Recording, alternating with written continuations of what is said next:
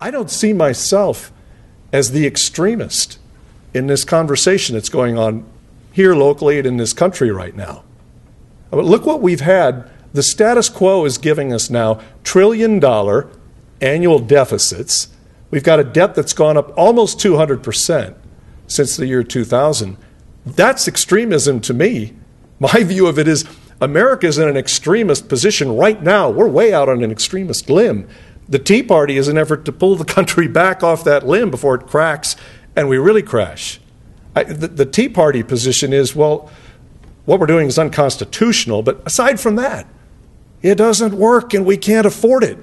I mean, to me, that is practical, pragmatic, classic American common sense.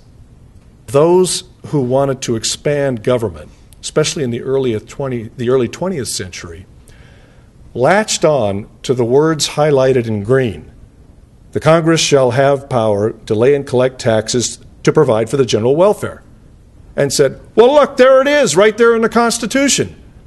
Congress can do whatever it wants with its taxing and spending power as long as it's for the general welfare. Now, this is a ridiculous proposition. That you talk about political spin, okay? That is turning not only that clause, but the whole document upside down, inside out.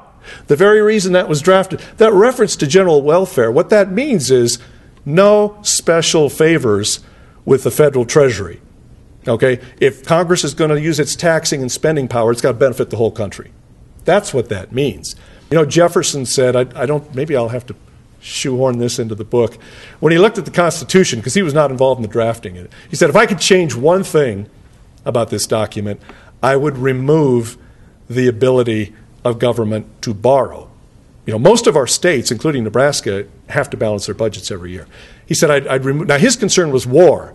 He said, I think half the wars of the world would be eliminated if governments were not allowed to borrow, if they had to pay as you go for everything.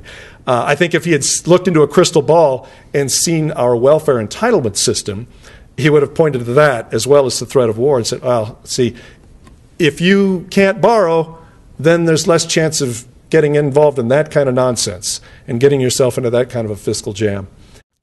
I've had people say, well, okay, so you say we should phase out Social Security and Medicare. Well, what do you replace it with? I'm not looking for a new program, a new federal program. You and me, we take responsibility for our own retirement and health care. It's becoming extremist hate speech in America to say that Americans ought to be responsible for themselves. You know, that's if there's harsh medicine in this, I guess that might be it. It's not my goal to come up with a new program. The idea is we should be weaning ourselves off of federal programs. That's the whole point of this.